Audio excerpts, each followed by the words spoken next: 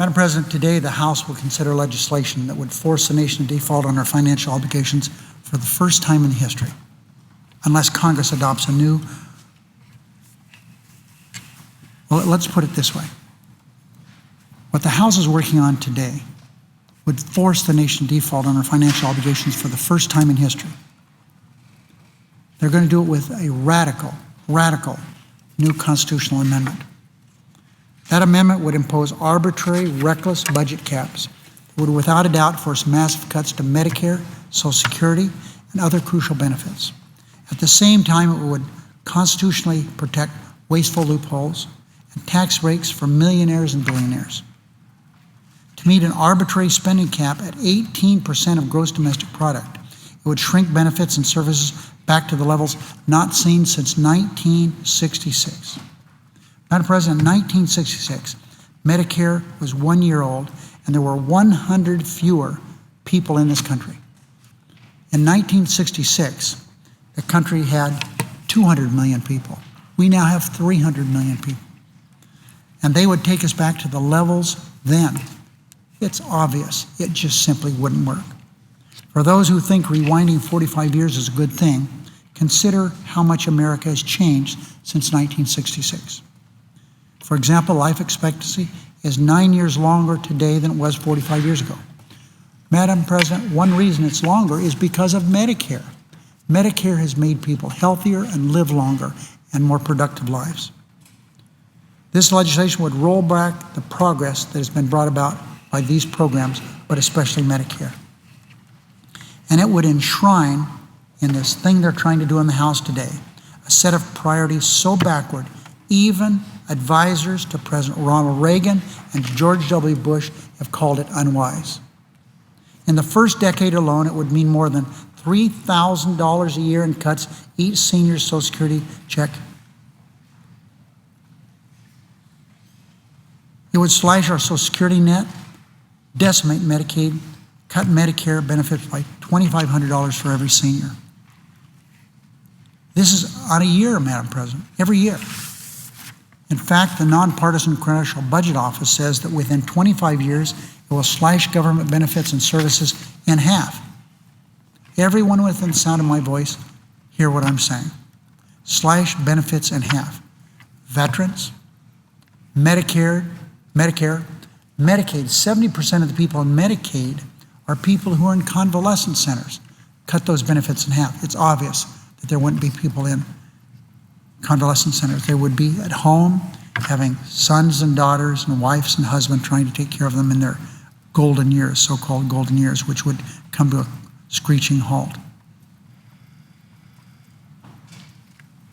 When I talk about slashing benefits in half, I'm talking about Social Security, I'm talking about Medicare, Medicaid, veterans benefits, and every other government service, no matter how essential. Yet it would make it almost impossible to end even the most wasteful tax breaks and loopholes already in place, such as these subsidies to oil companies, who are making record profits but getting huge subsidies from American taxpayers. It would allow these benefits to go to corporations that ship jobs overseas and rich people who buy yachts and private jets. Madam President, if I were really rich, I wouldn't buy a yacht. Boy, it'd be nice to have an airplane, though. This won't stop people from buying airplanes, but it'll make people it'll allow the tax program to treat these rich people like everybody else. It would require a 2/3 majority if the House prevails, if the House issue prevails. It would require a 2/3 majority in both houses of Congress to raise even a penny of new revenue. Meanwhile, the so-called cut, cap, and balance does absolutely nothing to protect our economy from the kind of recession from which we're now beginning to recover. In fact, if the economy wasn't already in recession, experts say this legislation would quickly produce one. Bruce Bartlett, an economic advisor to President Reagan, someone we all knew, fine man, and a Treasury official under President Bush, said that the kind of rapid spending cuts called for in this House legislation would, quote, unquestionably throw the economy into a recession, end of quote. This legislation goes beyond the draconian budget the Republicans passed earlier this year. That budget would have ended Medicare as we know it. It would have also cut clean energy by 70%, axed education funding, and cost hundreds of thousands of private sector jobs. It passed the House. It didn't pass here. But what they're trying to do today is even more draconian than the so-called Ryan budget, House-passed budget. What they're trying to do now is worse. It would attack all the same programs, but its cuts would be deeper and deeper. And it would slash Social Security as well, which the House budget didn't have that.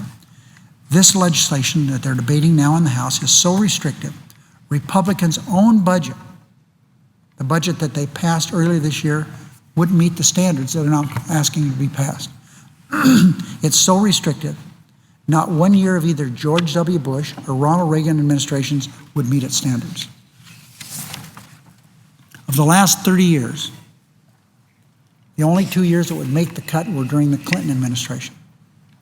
As the Washington Post said, quote, every single Republican has endorsed a constitutional amendment that would have made Ronald Reagan's fiscal policy unconstitutional. That's how far to the right the modern GOP has swung, close quotes. Bruce Bartlett, as we've talked about him before, said this about the legislation, quote, this is quite possibly the stupidest constitutional amendment I think I have ever seen. I repeat, and direct quote, this is quite possibly the stupidest constitutional amendment that I've ever seen. It looks as if it was drafted by a couple of interns on the back of a napkin. End of quote. And that, in my opinion, is being awfully hard on interns, Madam President. Bill Hoagland, Bill was on this floor working with us, really a fine man. He was a close advisor to Senator Domenici and other Republican senators. I worked with him here on this floor trying to get bills passed. A fine, fine man. Republican first, but wanting to get things done for our country second. Bill Hoagland, a budget advisor to Republican congressional leaders for a quarter of a century, described it best when he labeled this legislation a misleading political cheap shot. Direct quote from Bill Hoagland. A balanced budget is something we can all get behind. But this legislation isn't really about balancing the budget. It's about scoring political points. But based on 30 years of evidence and Republicans' own measuring stick, that stunt falls really flat. After all, who do you think helped President Clinton balance the budget during the only 2 years of the last 30 that actually lived up to the restrictive rules outlined in this legislation? Democrats in Congress. Today, Democrats are trying to rein in spending again. We're also trying to avert a catastrophic default on our nation's financial obligations. Republicans are the ones standing in the way of a deal to avert default, refusing to move an inch despite our efforts to cut trillions from the deficit. But, Madam President, it's just not me. Read today's Washington Post and see again what David Brooks says. David Brooks is a card-carrying Republican conservative. Read what he has to say. Read yesterday, a conservative columnist in the same newspaper, his name is Ross Douthat, wrote in the New York Times yesterday, we could already be on the way to a deal if, quote, more Republicans had only recognized that sometimes a well-chosen concession can be the better part of valor, end of quotes. We are arriving at a point here, Madam President, 2 weeks from today, we default on our debt. I have not heard a Republican leader. I have my friend on the floor today from the sister state of Arizona. He has always said that there will not be a default on the debt. Senator McConnell has said that. John Boehner has said that. Leader Cantor has said that. Proof is in the pudding. We have 2 weeks from today to prove that they're right.